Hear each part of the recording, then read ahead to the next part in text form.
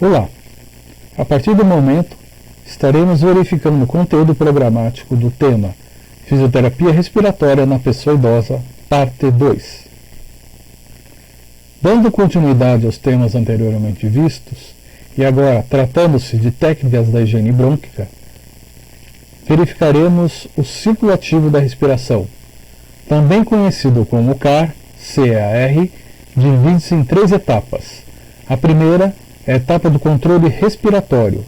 Ela consiste em uma respiração profunda, diafragmática e nível de volume corrente com relaxamento da parte superior do tórax e dos ombros.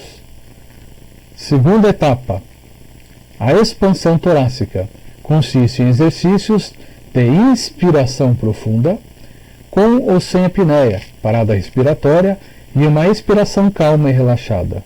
E a terceira e última etapa é a técnica de expiração forçada, que é composta de um ou de mais huffings, que são aqueles sons executados na expiração, os huffings, huff, de baixo ou de alto volume, combinado com períodos de controle respiratório. O ciclo ativo de respiração é flexível e atende várias necessidades dos pacientes respiratórios.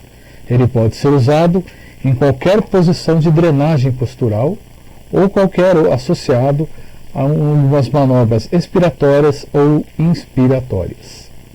Ele é efetivo porque promove a remoção das secreções e evita a obstrução do fluxo aéreo nas vias aéreas de traqueia, como por exemplo.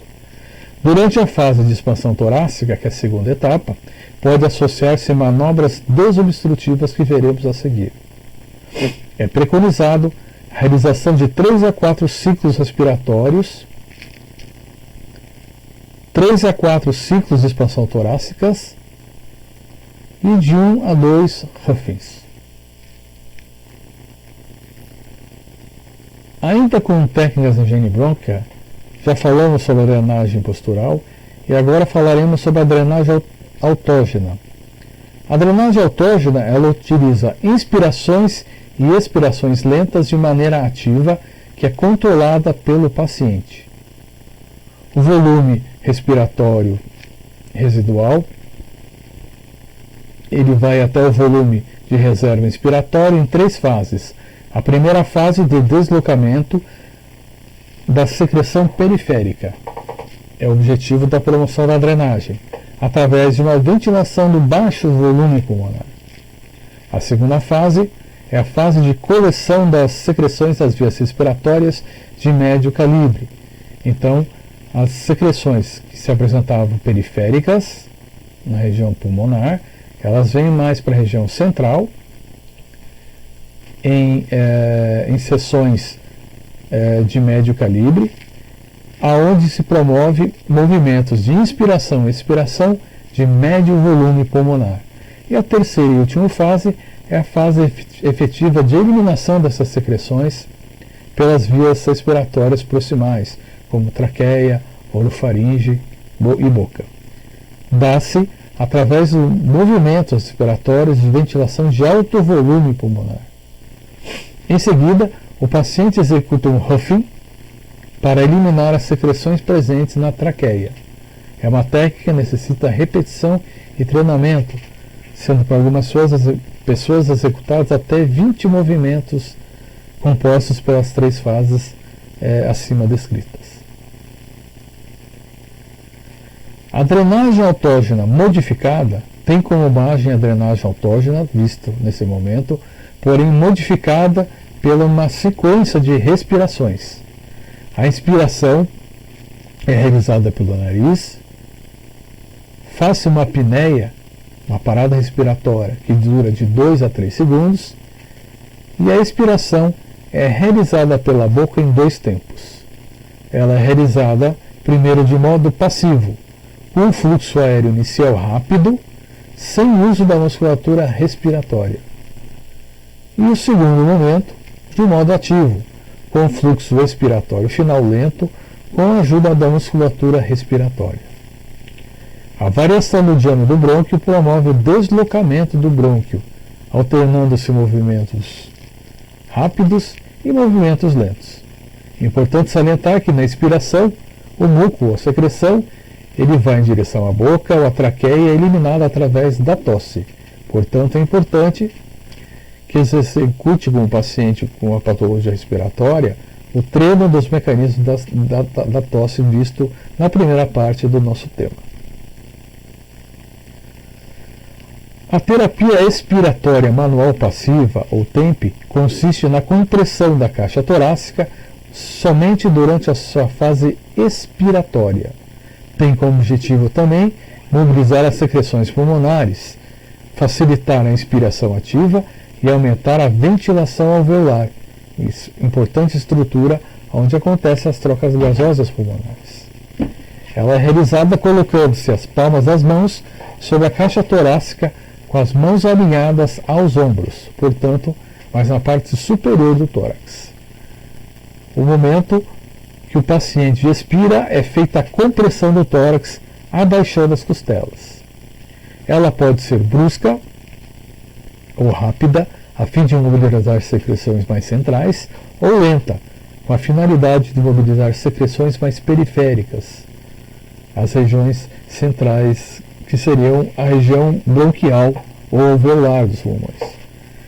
Entretanto, ela deve ser evitada em pacientes que apresentam enfisema subcutâneo, uma cardiopatia descompensada, porque qualquer estímulo no tórax pode provocar estímulos de arritmia cardíaca, levando a uma parada cardiorrespiratória ou uma desfibrilização ventricular cardíaca, e pacientes que apresentam história de pneumotórax espontâneo e de fraturas em costelas.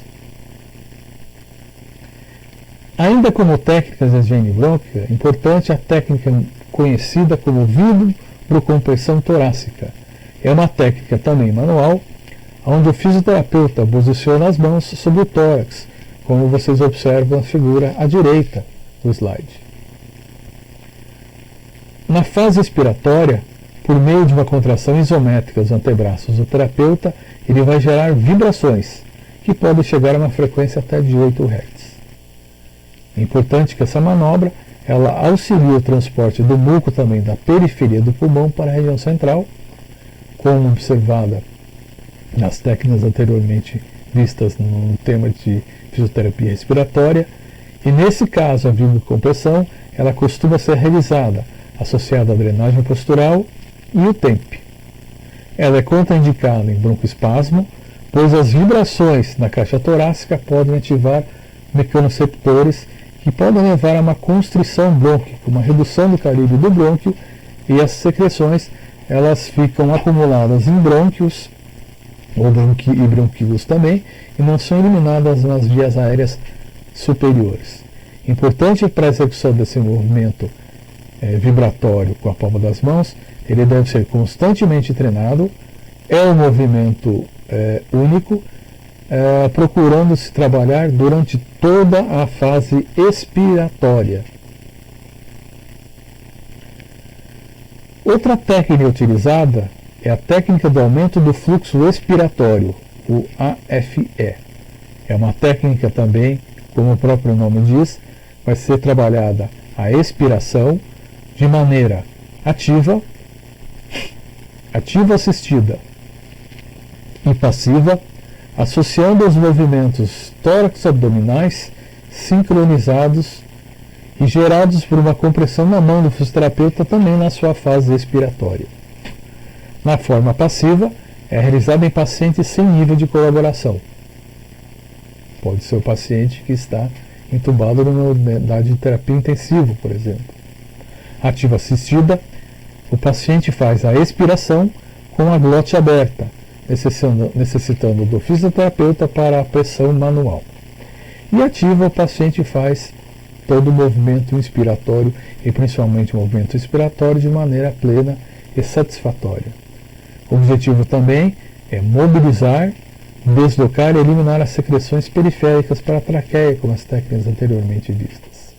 Ela é frequentemente utilizada em crianças e às vezes em adultos. A técnica de execução consiste que uma das mãos do terapeuta vai estar na região do tórax e outra na região abdominal.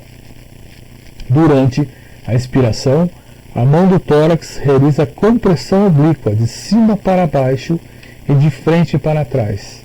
E a mão do abdômen realiza também um movimento oblíquo de baixo para cima e de frente para trás. Ela é indicada em pacientes que produzem muitas secreções, que são os hipersecretores. Ela é contraindicada em cirurgias cardíacas e cirurgia conhecida como a laparotomia. A aspiração é uma técnica amplamente utilizada de propriedade de execução do profissional da área de fisioterapia, sendo que na unidade de terapia intensiva também o profissional da enfermagem pode realizar tal procedimento. Mas ela se trata de uma sonda, como vocês observam na figura do slide à direita de vocês, conectada a um gerador de pressão negativa, aonde essa sonda é introduzida pelas vias aéreas superiores, chegando à região de traqueia. Ela é aplicada em pacientes que apresentam a tosse ineficaz ou que estão em uso da via respiratória de maneira artificial, apresentando a via aérea obstruída por uma traqueostomia ou também pelo próprio bucal do respirador. É uma técnica que deve ser realizada de maneira aséptica, tomando todos os cuidados de higiene, na mão do terapeuta, toda a sonda com material esterilizado e também um descarte desse material utilizado. Não deve ter uma duração maior de que 10 a 15 minutos, porque acima desse tempo pode promover broncoespasmos importantes, que podem levar a um quadro de arritmia cardíaca, dentre outros efeitos colaterais. Esse sistema de aspiração ele pode ser aberto ou fechado, ou seja, o compressor ele pode ter algumas adaptações. Ela, como já foi dito, ela é contraindicada na presença de broncoespasmo intenso. O protocolo da aspiração ele inicia-se pela aspiração da traqueia, o tubo orotraqueal ou uma traqueostomia. Ele vai subindo para a região nasotraqueal e orotraqueal até a região de boca e região de nariz. O acesso à traqueia é facilitado por uma leve flexão de pescoço, uma extensão da cabeça, onde se libera as vias aéreas superiores. A língua deve ser projetada e mantida nessa posição com uma gaze e introduz-se a sonda para realizar o procedimento da aspiração. Outra técnica de expansão torácica é o bloqueio torácico ou redirecionamento do fluxo. É indicado para pacientes com hipoventilação pulmonar. A mão do fisioterapeuta exerce uma pressão ou bloqueio do diafragma somente no hemitórax contralateral que deseja expandir, pois busca direcionar o fluxo de ar para o pulmão hipoventilado. Portanto, é importante verificar a inspeção visual e palpação e mobilização da caixa torácica, a mobilidade da caixa torácica. Se o paciente ele usa mais ou apresenta um padrão respiratório mais diafragmático, torácico apical, ou um padrão combinado com apical e torácico, se faz a utilização da musculatura acessória da respiração, dentre os fatores importantes. Pode ser iniciada a técnica na expiração e mantida durante 5 ciclos respiratórios. Então, ao executar essa compressão na região contralateral diafragmática, o paciente continua executando o movimento do ciclo respiratório, inspirando e expirando, e mantendo nesse momento, a partir da técnica desse momento, durante 5 ciclos completos respiratórios. Movimento expiratório, movimento inspiratório. A manobra de compressão ou descompressão abrupta ou de Farley-Campos, ela consiste também numa compressão manual do tórax durante toda a expiração e acompanha o movimento do gradil costal, ou seja, no final das costelas. Em seguida, Acontece uma descompressão abrupta no início da inspiração, com o objetivo de restaurar as unidades dos alvéolos que estão comprometidas. É indicada para pacientes que necessitam uma expansão torácica localizada. Ela é contraindicada em caso de enfisema subcutâneo e fratura de costelas, evidentemente por uma pressão exercida na caixa torácica. Ela deve ser realizada com cautela em pacientes que apresentam quadro de fragilidade óssea, quadro de osteoporose, quadro de osteopenia ou alguma doença metabólica que está ligada a alguma patologia reumática, por exemplo. Aparelhos utilizados na fisioterapia respiratória. Até esse momento, verificamos técnicas de treinamento de padrão expiratório, padrão inspiratório, através de controle de tempo de inspiração e expiração, utilização de anteparos, como a própria mão do fisioterapeuta posicionado em regiões superiores, inferiores ou médias das costelas, ou bloqueando alguns músculos importantes, dentre ele o diafragma, ou então facilitando a expansão e a retração torácica durante o movimento da inspiração e da expiração. Mas existem alguns aparelhos que simulam todos os padrões respiratórios vistos até então. Esses aparelhos ou técnicas consistem na higiene brônquica, o flutter, a acapela, o espirômetro de incentivo, os incentivadores a fluxo e os incentivadores a volume. A higiene brônquica são manobras que têm como finalidade sempre mobilizar as secreções, como já vistas anteriormente, até em todas as técnicas anteriormente descritas, que estão retidas em algum lugar do pulmão, e nesse caso, remover essas secreções através das vias aéreas superiores. Evidentemente, removendo a secreção e limpando, entre aspas, o pulmão, ou os bronquíolos, ou os brônquios, ou a própria traqueia, promove-se uma melhora das trocas gasosas e uma diminuição do trabalho respiratório. O que observa-se em pacientes que têm patologias respiratórias é, com a cronicidade do quadro, a utilização da musculatura acessória da inspiração, que pode levar também à fadiga e fraqueza dessa musculatura e a adoção de algumas posturas viciosas, ou então a adoção de alguns problemas até posturais em razão dessas compensações. O flutter, como vocês estão vendo à direita, é um aparelho e uma técnica alternativa de clearance das secreções, ou da limpeza dessas secreções, que combina uma pressão expiratória positiva com uma oscilação das vias respiratórias. Então esse dispositivo, ele parece muito um cachimbo, em que vai ser gerado vibrações dentro dos brônquios.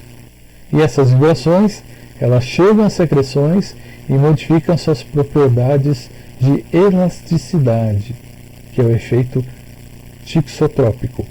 As secreções, existe uma tendência delas estarem menos elásticas e mais condensadas, e o estímulo vibratório vai promover uma elasticidade e fluidificação dessas secreções.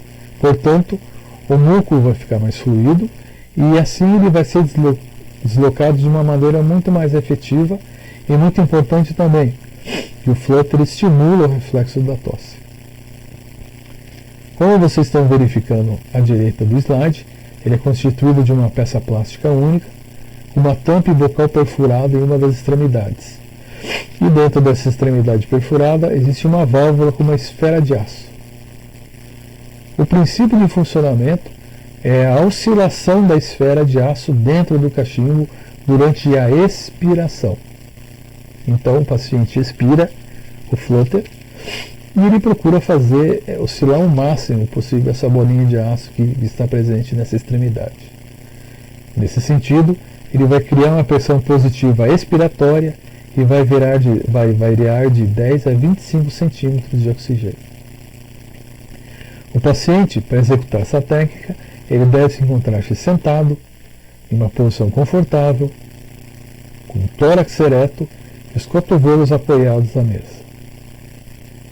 A haste, ou melhor, o bocal, ele deve estar apoiado ao paciente num ângulo de aproximadamente 30 graus. Ele vai realizar uma inspiração profunda, seguida de uma pequena apneia ou parada respiratória. A partir da parada respiratória, acopla-se o aparelho à boca e realiza essa respiração forte e rápida por aproximadamente 3 a 5 segundos. O flutter, ele tem um tempo preconizado de terapia de 15 minutos, de até 15 minutos. São sugeridas essas sequências do ciclo respiratório, da inspiração, apneia e expiração, de 4 a 8 repetições com intervalo entre elas. E ele pode ser utilizado, essa técnica, de 2 a 4 vezes ao dia. É indicado principalmente a pacientes que são hipersecretores. Importante, não é possível utilizar a associação do flutter com a drenagem postural. Ele é contraindicado em pacientes que apresentam pneumotórax, enfisema bulhoso e a falência do ventrículo direito. As intercorrências durante a terapia do flutter pode acontecer uma alteração na saturação de oxigênio em broncoespasmo que pode impedir a continuidade do procedimento. Por isso é muito importante observar se o paciente, durante a execução dos movimentos de repetição com flutter, ele não fica cianótico, ele não começa a ficar roxo, ou então não começa a sentir tontura. Deve-se parar a terapia, verificar o ciclo respiratório, ver os dados básicos como frequência cardíaca e pressão arterial, e se normalizar num prazo de 1 a 2 minutos, retornar à terapia. Ele também apresenta o nome comercial e é muito conhecido como shaker. Então o shaker é um tipo de flutter. E o shaker ele apresenta 3 modelos: o Classic, o New e o Plus. E o shaker é muito conhecido porque é um modelo nacional e apresenta um custo menor do que o modelo importado que é o flutter. A capela. Ele também é um aparelho que foi desenvolvido com o objetivo de facilitar também a limpeza das secreções, também em pacientes hipersecretores, aumentando a frequência do batimento ciliar na região de traqueia. Lembramos que na traqueia nós apresentamos pequenos cílios que são responsáveis pela eliminação de substâncias nocivas ou que estão obstruindo a passagem de ar nessa região. A capela, ela associa os efeitos de oscilação de alta frequência no fluxo aéreo à eficácia de uma pressão expiratória positiva final, que é o PIP. Ele é muito mais sensível que o flutter, ou shaker, que é o flutter nacional.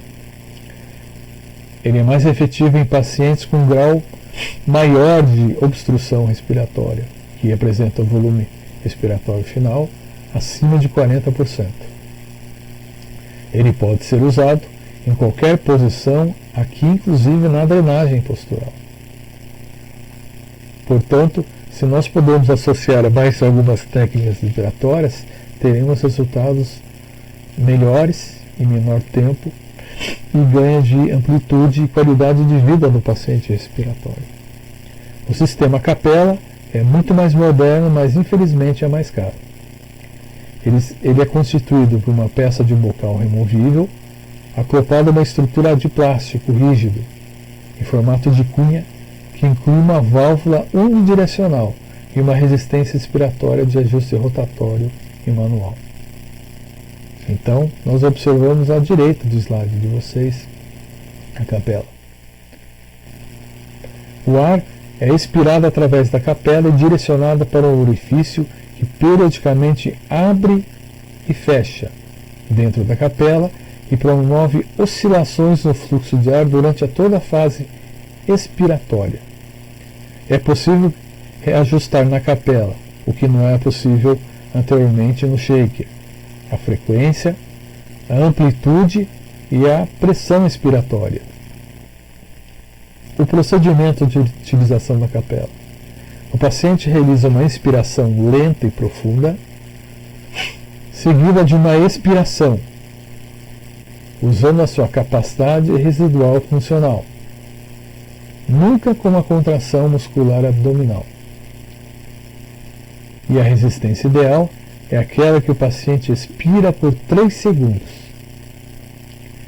Ele se apresenta em 2 cores, a verde para pacientes capazes de manter um fluxo expiratório igual ou maior com valor de 15 litros por minuto, e em azul, como nós estamos observando, em fluxos menores ou iguais a 15 litros por minuto.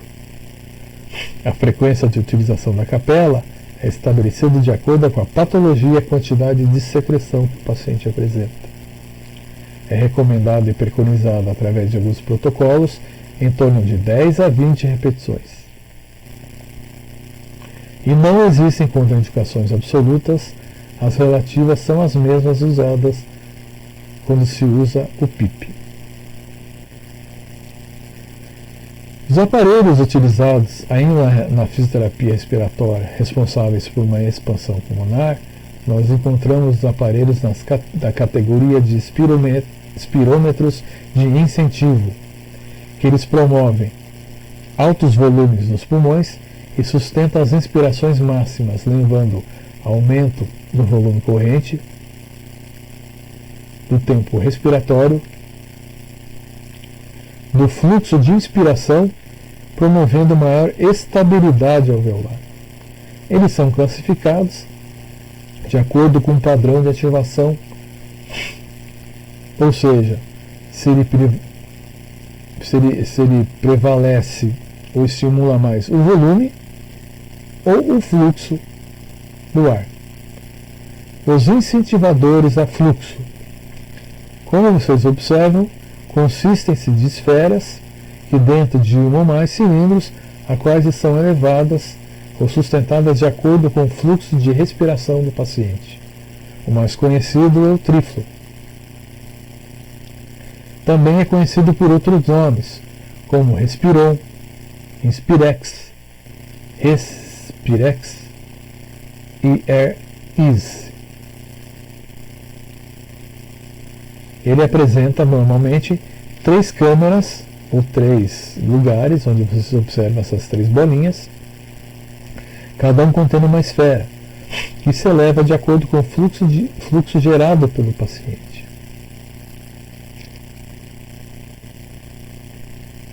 Os incentivadores a volume são aparelhos que possuem escalas para marcar a capacidade inspiratória alcançada, ou seja, o volume de ar inspirado após uma expiração normal, e demonstra a capacidade de inspiração pulmonar e o progresso desse paciente que deve ser notado no prontuário do mesmo. O incentivador de expansão mais utilizado a volume é o Voldine, como vocês estão observando na figura direita do slide de vocês. Ele apresenta uma escala graduada que vai demarcar a capacidade inspiratória alcançada. Existe um outro modelo que é muito semelhante, que é conhecido como Coach, mas o Voldine é mais conhecido. Na utilização do Voldine, o paciente ele pode e deve utilizar-se de uma posição de uma inclinação do tronco a 30 graus em relação ao plano horizontal. E essa inclinação de 30 graus, ela resulta de uma maior atividade na musculatura diafragmática e no deslocamento abdominal. Essa inclinação do tronco a 30 graus é no sentido anterior. O Voldine é contraindicado em pacientes que têm deiscência de vísceras, ou alterações viscerais importantes. A pressão expiratória positiva final como recurso fisioterapêutico. ou seja, a utilização da pressão expiratória positiva nas vias respiratórias, conhecidas como EPAP. É uma técnica terapêutica que proporciona o PIP, é uma alternativa à higiene brônquica, que promove a desinflação e a reexpansão pulmonar, promove recrutamento dos alvéolos e uma ventilação colateral, e mantém as vias aéreas abertas durante a expiração. É composto por uma máscara facial, por uma peça que vai na boca, uma válvula unidirecional e um resistor, uma resistência respiratória. É uma alternativa muito importante em pacientes acamados ou com uma alteração no nível de consciência.